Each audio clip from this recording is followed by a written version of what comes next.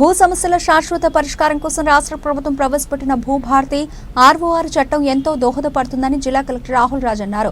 శుక్రవారం నార్సింగ్ మండల కేంద్రంలోని రైతు వేదికలో స్థానిక తహసీల్దార్ షేక్ కరీం ఆధ్వర్యంలో భూభారతి ఆర్ఓఆర్ చట్టంపై అవగాహన సదస్సు ఏర్పాటు చేశారు. స్థానిక అధికారులతో కలిసి జిల్లా కలెక్టర్ రాహుల్ జ్యోతి ప్రజ్వలన చేసి కార్యక్రమాన్ని ప్రారంభించారు. సందర్భంగా కలెక్టర్ రాహుల్ రాజ్, ఆర్డీఓ జయచంద్రారెడ్డి, షేక్ కరీం ఈ సందర్భంగా మాట్లాడుతూ కూర్చోవలసిందిగా కూర్చున్నాం. మొదటగా జ్యోతి ప్రజ్వలన.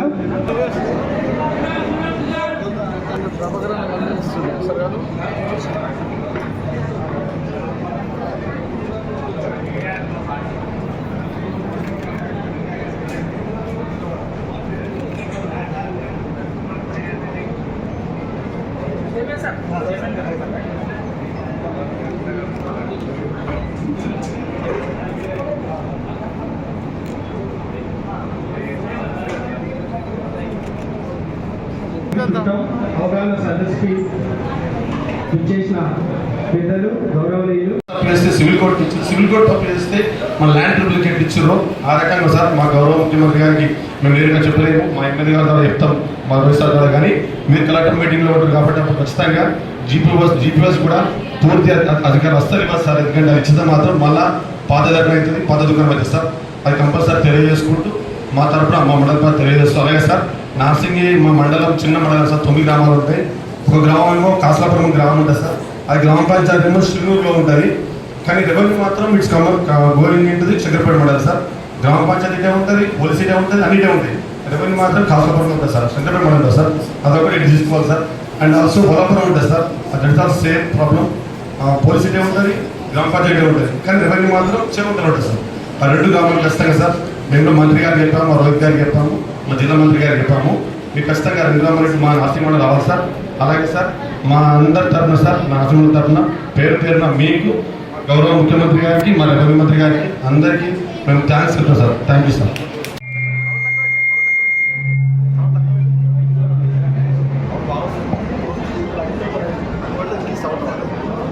డిస్ట్రిక్ట్ మెజిస్ట్రేట్ మెదక్ గారికి, గారికి, గౌరవ్ శశిధర్ గారికి, చైర్మన్ పిఎస్సిఎస్ ఎంఈఓ గారికి, ఎస్ఎన్ఓ గారికి, ఇక్కడ హాజరైన సభకి రిప్రజెంటేటివ్స్, రైతులు, ఎలక్ట్రానిక్ మీడియా, ప్రింట్ మీడియా, ఈరోజు మనం కలెక్టర్ సాబు ఆదేశంలో జరుగుతున్నాయి. అయితే మీ అందరికీ తెలుసు 14th ఏప్రిల్కి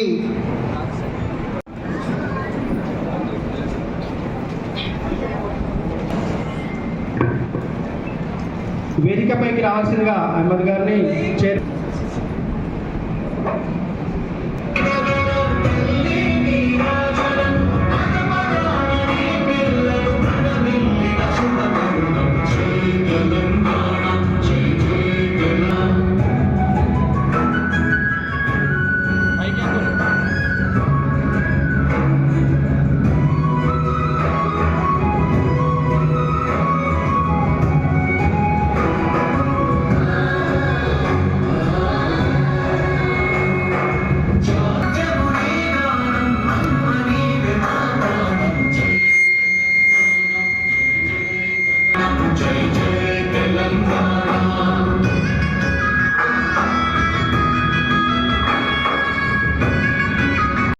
నెంబర్ 1 సందేహం ఏమిటి అంటే, ఇప్పటి వరకు మాకు పాత పాస్బుక్లు ఉన్నాయి, ధరణి కింద ఆకుపచ్చ పాస్బుక్లు ఉన్నాయి. ఇప్పుడు చట్టం వచ్చింది కదా, కొత్త పాస్బుక్లు ఇస్తారా, ఇవి రద్దు అయిపోయినాయా ఉన్నాయా అనేది ఒక డౌట్ వస్తుంది.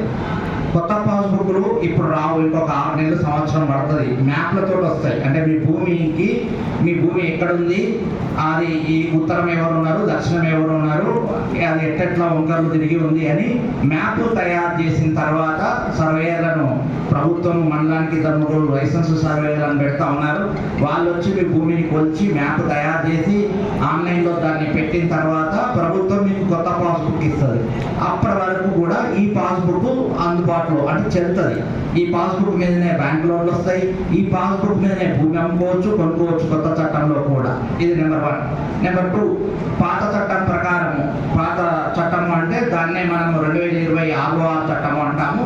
కొంతమంది దాన్ని ధరణి చట్టం అంటారు. ధరణి అనేది పోర్టల్ పేరు, కంప్యూటర్ పేరు. కంప్యూటర్లో ఉండే సాఫ్ట్వేర్ మీ సేవలో మీరు అప్లై చేస్తారే దాని పేరు ధరణి. కానీ చట్టాన్ని కూడా ధరణి చట్టమా అనుకుందాం కొద్దిసేపు వరకు. పాత ధరణి చట్టంలో ప్రకారం ఏంటి అని అంటే ఎంఆర్ఓలో రిజిస్ట్రేషన్ చేసే అధికారం వచ్చింది. దాంతో కొంత సౌలత్ ఉంది. సబ్ రిజిస్ట్రార్ ఎక్కడో 4-5 మండలాలకు ఒకరు ఉంటారు కాబట్టి అక్కడ పోతే చాలా దూరం అవుతుంది.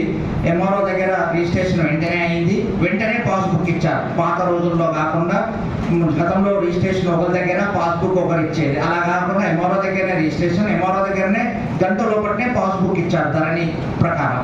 మరి ఇప్పుడు అది ఉంటుందా పోతుందా అనేది ఒక రెండవ ప్రశ్న. ఇప్పుడు అది ప్రజలకు చాలా సౌలభ్యంతో కూడుకున్నది కాబట్టి, ప్రజలకు మంచిది కాబట్టి ప్రభుత్వం దాన్ని కొనసాగిస్తుంది. భూభారతిలో కూడా అదే విధంగా ఎంఆర్ఓని రిజిస్ట్రేషన్ చేస్తాడు, అదే విధంగా స్లాట్ బుక్ అవుతుంది, అదే విధంగా గంట లోపలనే రిజిస్ట్రేషన్ కూడా కంప్లీట్ అయిపోతుంది. మళ్ళా పాస్బుక్ కూడా వెంటనే ఇష్యూ చేస్తారు. అదే విధంగా పోస్ట్ ఆఫీస్లో కొన్న వారికి అమ్మిన వారికి కొత్త పాస్బుక్లు వస్తాయి. అదే విధంగా దానిలో మార్పు లేదు. ఇది రెండవ విషయం. మూడవ విషయం ఏంటంటే గౌరవ ముఖ్యమంత్రి గారు ఏమని చెప్పారంటే భూ ఆధార్ను తీసుకొస్తున్నాము అని అన్నారు. భూ ఆధార్ అంటే ఎట్లుంటుంది, నార్సింగి మండలంలో ఎప్పటి నుంచి భూ ఆధార్ ఇస్తారు అనేది ఒక మూడవ డౌట్ వస్తుంది సాధారణంగా. భూ ఆధార్ అంటే ఏం లేదు, మనిషికి ఎట్లయితే ఆధార్ నెంబర్ ఉందో ఒక మనిషికి వచ్చినటువంటి ఆధార్ నెంబర్ భారతదేశంలో ఇంకొకరికి రాదు, ఒకరికే అది అంతం. మనిషి పోతే ఆటోమేటిక్గా ఆ నెంబర్ కూడా పోతుంది, ఇంకో మనిషికి ఇయ్యరు. మనకి ఎక్కడైనా కానీ కంప్యూటర్లో మనం పోయి ఆధార్ నెంబర్, రైల్వే రిజర్వేషన్ పైన, విమానం టికెట్ పోయినా ఎక్కడ పోయినా కానీ ఆధార్ నెంబర్ కొట్టగానే మన వివరాలన్నీ వాళ్ళకు వచ్చేస్తుంటాయి. అట్లా భూమి కొనే భూమిని, అమ్మే భూమిని కొనుక్కున్నట్టు ఆయన ఆ భూమి ఆ సరైన నెంబరా కాదా, ఆ భూమినా కాదా, ఆయనదేనా కాదా అనే ఇట్లాంటి డౌట్లు చాలా మందికి కొనుక్కొని పాపం వాళ్ళు భూమి లేకున్నా వేరే వాళ్ళ భూమి చూపెట్టి కూడా అమ్ముతా ఉన్నారు. ఈ సమస్య ఉండొద్దు అని గౌరవ ముఖ్యమంత్రి చేస్తా ఉన్నారు. ఏమిటి అని అంటే భూమికి, ప్రతి భూమికి కూడా ఒక నెంబర్ ఇచ్చినట్టయితే, ఆధార్ నెంబర్ లెక్క భూమికి కూడా ఒక నెంబర్ ఇచ్చినట్టయితే ఆ నెంబర్ ఇంకొక దగ్గర ఉండదు. దానికి ఉపగ్రహం తోటి దాని ఏమంటారంటే బాబు కొలతలిచ్చి దానికి అక్షాంశ రేఖాంశాలు ఉపగ్రహంతో తీసుకొని ఇచ్చినట్టయితే ఆ నెంబర్ ఎక్కడ కంప్యూటర్లో కొట్టినా కానీ భూమిని అది చూపెట్టగలిగేటట్టు ఉండాలి. ఇక్కడ భూమి ఉంది, దీని సరిహద్దు ఇక్కడ ఉంది, దీని ఉంది, ఈయనది భూమి అని చూపెట్టేటట్టు అట్లా ఆలోచన చేస్తా ఉన్నారు. దాన్నే భూ ఆధార్ అన్నారు. ఆధార్ లెక్క భూమికి ఆధార్ సంఖ్య ఇవ్వడం అన్నట్టు. దాంతో క్రమంగా ఏమైపోతుంది అంటే ఒక సమస్య పరిష్కారం అవుతుంది. ఏ సమస్య పరిష్కారం అవుతుంది అంటే గతంలో సర్వే నెంబర్ ఒక దగ్గర ఉంటే ఇంకో దగ్గర దున్నుకుంటున్నారు తెలియక. అట్లాంటి వాళ్ళందరికీ కూడా ఈ సమస్య పరిష్కారం అవుతుంది. కొత్త భూ ఆధార్ ప్రకారమే రిజిస్ట్రేషన్లు అవుతాయి కాబట్టి సర్వే నెంబర్ అనేది క్రమక్రమంగా ప్రజలు మర్చిపోవడం మొదలు పెడతారు. గతంలో రేషన్ కార్డు ఉండేది, అన్నిటికీ రేషన్ కార్డు అడిగేటోళ్ళు. ఆధార్ కార్డు వచ్చిన తర్వాత ఇప్పుడు రేషన్ కార్డు ఎవరిని అడుగుతలేరు, అన్నిటికీ ఆధార్ అడుగుతున్నారు. అట్లా అది కూడా క్రమంగా ఏమవుతుంది అంటే ఇక సర్వే నెంబర్ల ప్రాబ్లం అనేది పోతుంది. ఆధార్ నెంబరే భూ ఆధార్ నెంబరే అడుగుతారు. రిజిస్ట్రేషన్కి అయినా కానీ దేనికైనా కానీ ఇక భవిష్యత్తులో భూ ఆధార్ నెంబరే అడుగుతారు. అది పెద్ద ప్రక్రియ కాబట్టి ప్రభుత్వము ఇంకొక 5-6 నెలల్లో దాన్ని ఆలోచన చేస్తుంది. ఎట్లా స్టార్ట్ చేయాలి, ఏ విధంగా చేయాలి, ఒక రైతుకు ఉండే భూములన్నిటికీ ఒకరే నెంబర్ ఇవ్వాలా, ఒక్కొక్క దానికి ఒక్కొక్క నెంబర్ ఇవ్వాలా, ఇట్లాంటి ఆలోచనలు చేస్తూ ఉన్నారు. దానికి సర్వేయర్లను కూడా అపాయింట్ చేయాలి, చాలా మంది సర్వేయర్లు కావాలి. కాబట్టి అది వచ్చే 5-6 నెలల్లో భూ ఆధార్ వస్తుంది. రాష్ట్రంలో ఎప్పుడు వస్తే అప్పుడు ఇక్కడ కూడా వస్తుంది. అది ఒకటి. రెండవది ఏంటి అని అంటే ఇంకొక డౌట్ ఏంటంటే మనకు భూభారతి చట్టము ఏప్రిల్ 14 అంబేద్కర్ గారి జయంతి నుంచి ప్రారంభమైంది. మన నార్సింగి మండలంలో కూడా భూభారతి చట్టము అప్పటి నుంచే ప్రారంభమైందా అంటే అప్పటి నుంచే ప్రారంభమైంది. కాకపోతే ఏంటంటే పూర్తి స్థాయిలో ప్రారంభం కాలేదు. పూర్తి స్థాయిలో జూన్ 2వ తారీఖు నుంచి ప్రారంభమవుతుంది.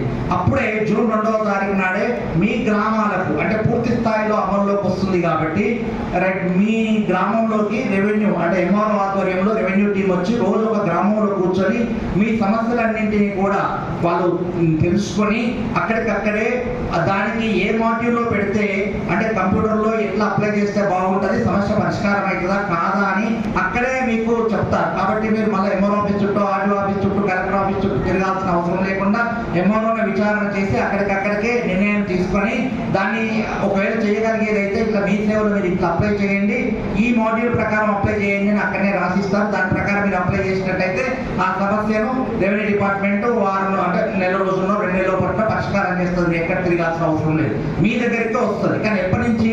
జూన్ 2వ తారీఖు నుంచి వస్తారు మీ మండలంలోకి. అర్థమైందమ్మా?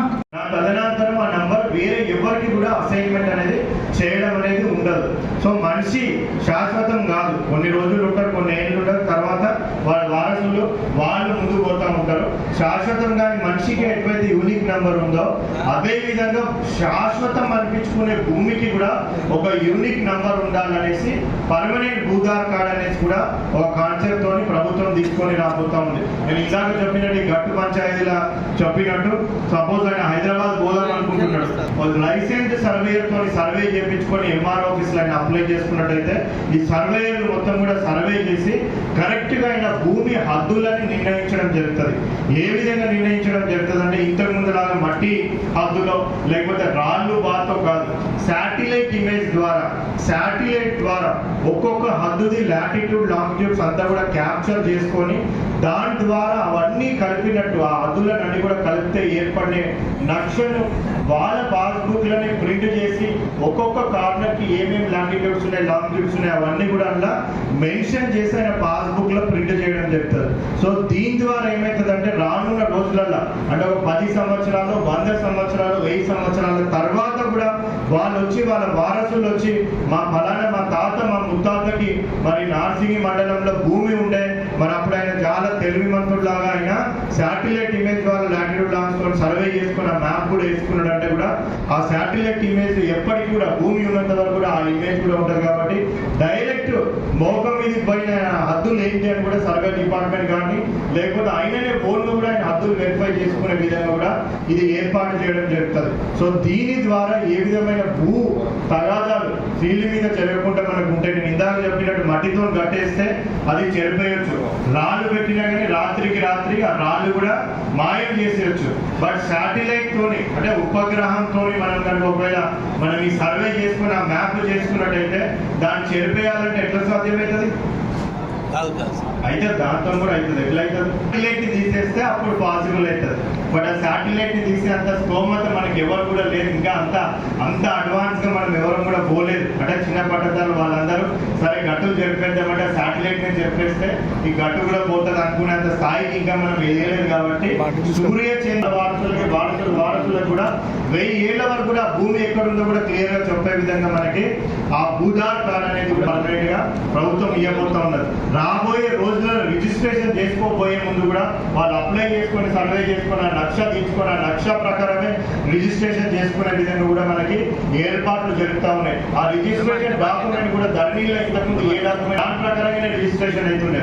అట్లా కాకుండా రిజిస్ట్రేషన్ చేసుకునే వ్యక్తి ఏమేమైతే అగ్రిమెంట్ లో మనం ఏమేమైతే రాసుకోవాలనుకుంటున్నామో 1 పేజా 2 పేజీల 3 పేజీల 4 పేజీల 5 పేజీల 10 పేజీల ఎన్ని పేజీలు అంటే అన్ని పేజీలు కూడా రిజిస్ట్రేషన్ డాక్యుమెంట్ రాసుకొని హద్దులు చూపెట్టుకొని నార్త్ ఈస్ట్ వెస్ట్ సౌత్ లో ఎవరెవరు ఉన్నారు వాళ్ళందరూ కూడా రాసుకొని పగడబందీగా రిజిస్ట్రేషన్ చేసుకునే సౌకర్యం కూడా మనకి ఈ భూభారతి చట్టంలో పొందుపరుచుంది.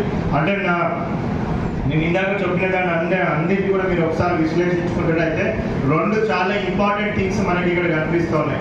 ఒకటి, ఏ విధమైన పట్టా మార్పిడి చేయాలన్నా కానీ పగడబందీగా అందరికీ తెలిసే విధంగా నోటీసులు ఇచ్చి విచారణ చేసి అందరి ముందు సమక్షంలో ప్రాపర్ గా న్యాయం ఎవరి దగ్గర వాళ్ళకి పట్టా చేయడం.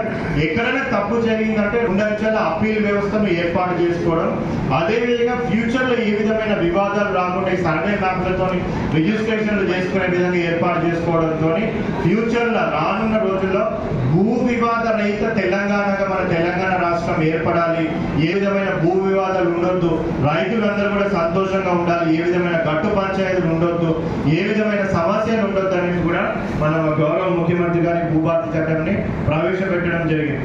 మరి ఈ భూభారతి చట్టంలో మీరు ఇంత చెప్పినారు కదా, మరి ఎప్పుడు మా సమస్యలు పరిష్కరిస్తారంటే అది కూడా చెప్తా ఉన్నాను. మరి ఇక్కడ వచ్చిన వాళ్ళంతా కూడా ఈ మెసేజ్ మీరు కమ్యూనికేట్ చేయాల్సిన అవసరం ఉంది. మన జిల్లాలో 1 మే నుంచి ఒక మండలాన్ని పైలట్ మండలంగా తీసుకొని కూడా ఇవన్నీ కార్యక్రమాలు అక్కడ చేయడం జరుగుతుంది. అదేవిధంగా 2 జూన్ తెలంగాణ రాష్ట్ర అవతరణ దినోత్సవం నాటి నుంచి మన జిల్లా వ్యాప్తంగా అన్ని మండలాలలో కూడా ప్రతి మండలంలో కూడా ప్రతి రెవెన్యూ గ్రామానికి రోజుకు ఒక రెవెన్యూ గ్రామం చొప్పున తహసీల్దార్ నేతృత్వంలోని రెవెన్యూ బృందం మొత్తం కూడా రికార్డులతో సహా ఆ విలేజ్ కి వెళ్ళి పొద్దున్న నుంచి రాత్రి వరకు అదే విలేజ్ లో ఉండి ఆ సమస్యలు, ఆ రెవెన్యూ విలేజ్ లో సంబంధించిన సమస్యలంతా కూడా ఆ పిటిషనర్లు ఎవరైతే ఉంటారో, ఆ పేద రైతులు ఎవరైతే ఉంటారో, ఎవరైతే ధన్యవాద బాధితులు ఎవరైతే ఉంటారో, అసౌకర్యానికి గురైన వాళ్ళు ఎవరైతే ఉంటారో, మరి వాళ్ళందరి దగ్గర నుంచి కూడా ఆ ఇచ్చిన ఫార్మేట్ల అప్లికేషన్లు తీసుకొని తగు విచారణ చేసి సాధ్యమైనంత త్వరగా వాటన్నింటినీ కూడా పరిష్కరించడం జరుగుతుంది. అంటే 2 జూన్ నుంచి రెవెన్యూ సదస్సులను ప్రతి గ్రామాన్ని నిర్వహించి రెవెన్యూ బృందం మొత్తం ఆ గ్రామంలో పర్యటించి పొద్దు నుంచి రాత్రి వరకు అదే గ్రామంలో ఉంది అందరి దగ్గర సమస్యలంతా కూడా తీసుకొని ఈ కొత్త భూభార చట్టం ఏవైతే అధికారాలు ఇచ్చిందో దాని ప్రకారం ఎవరైనా అన్యాయం జరుగుతుంటే వాళ్ళకి న్యాయం చేసే విధంగా కూడా వాళ్ళ సమస్యలన్నీ కూడా పరిష్కరించడం అనేది జరుగుతుంది. సో కావున ఇక్కడ వచ్చిన వాళ్ళందరూ కూడా మీ అందరు కూడా పేరు పేరున ధన్యవాదాలు తెలుపుతూ మరి నేను ఏదైతే అవగాహన కల్పించిన మరి అందరికి అర్థమైందని అనుకుంటా ఉన్నాను.